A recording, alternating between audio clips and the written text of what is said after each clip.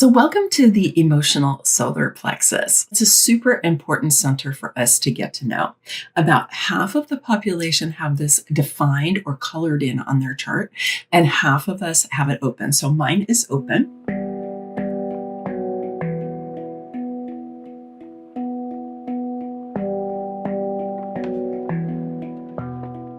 It is the place for people think of it really has to do with feelings. Okay. It doesn't just have to do with feelings. It has a lot to do with our creative energy. So a lot of times it's misunderstood as kind of being like the place for sadness or happiness or dismay or delight or joy or grief or whatever. But there's lots of other places in the chart. So for example, joy, the gate of joy or the joy of mastery is in the root center, whereas love is in the G center and fear is in the spleen. So these are just to name a few places where there are what we think of as emotions or feelings in other parts of the chart as well. So if you have this colored in or defined in your chart, you're going to have an emotional wave. Okay. And what that wave is like is going to depend on your particular chart. And it's also going to depend on your particular life experience. But generally speaking, people who are emotionally defined have some kind of emotional tone most of the time. It varies in intensity and it varies in terms of its length. Emotionally open people may pick up this energy and amplify it from other people. This is what happens when definition meets openness, right? Openness brings in that energy and amplifies it for a period of time.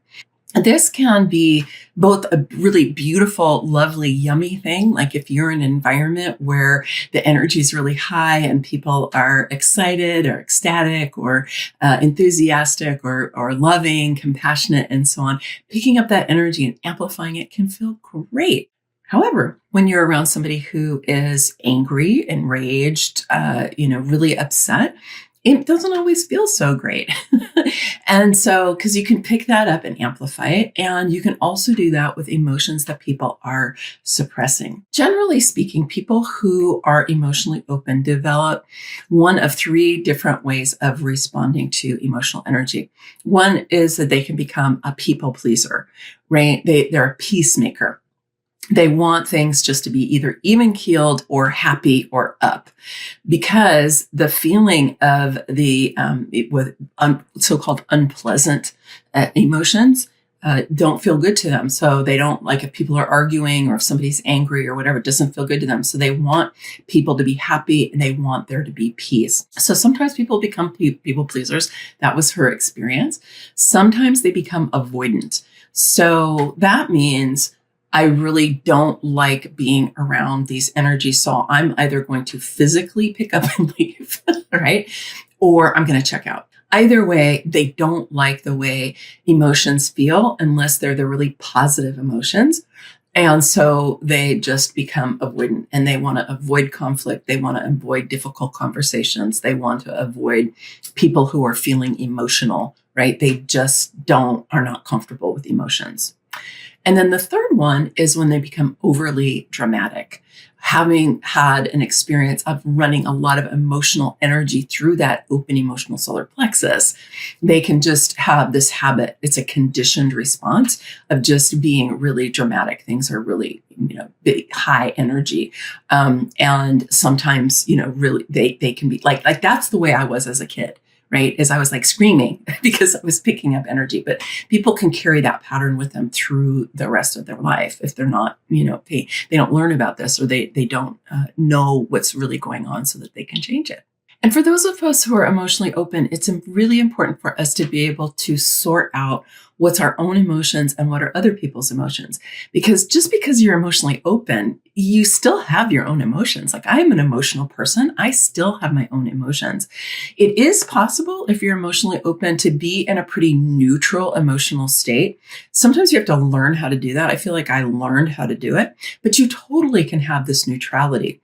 And I know if I'm not around other people and I don't have a lot something that's bothering me or something I'm really contemplating or mulling over or something like that, I can be extremely neutral emotionally. That's possible more, I think, for an emotionally open person than it is for those who are defined, because they tend to have some kind of emotional feeling most of the time. For them, it's rare when they just have in a neutral state. It's possible, but it's much less likely for them to experience emotions in that particular way. So part of our journey is learning, like, what is my genuine emotion and what is conditioned emotions and what is what I'm picking up from somebody else and amplifying it.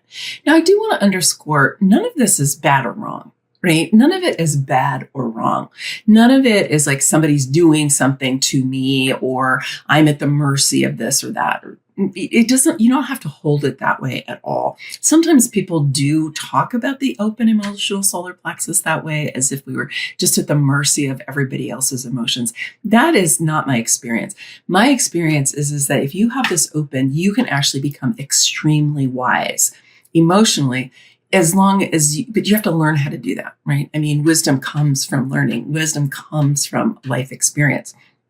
And I know for me, being open really drove me to learn a lot about emotions, to study emotions. I went to therapy when I was pretty young. I was like a teenager, and I really studied emotions a lot. I got into personal growth and looking at how emotional energy works in the personal growth realm, fairly early on. And I would say for the last close to 25 years, I have really studied emotions. And it is possible, if you are emotionally open, and if you're doing regular practices that help you to clear out other people's emotions and other energies so you can get into that more neutral state, that you can be around people who are emotional, but not take it on and amplify it in a way that is detrimental to you. In fact, what you can do is become sensitive to other people's energy, almost like it's a drum. Like there's this energy and you feel it. It's like, what's the resonance of that, right? But it's not penetrating all the way into your system so that it takes you over or dominates you.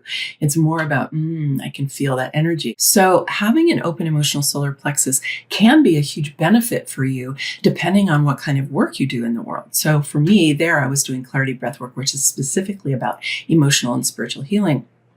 But if you work with clients in any particular way, it gives you the ability to tune into them and to feel what's going on for them, whatever kind of work that you're doing with them. And that can be highly beneficial for all of you.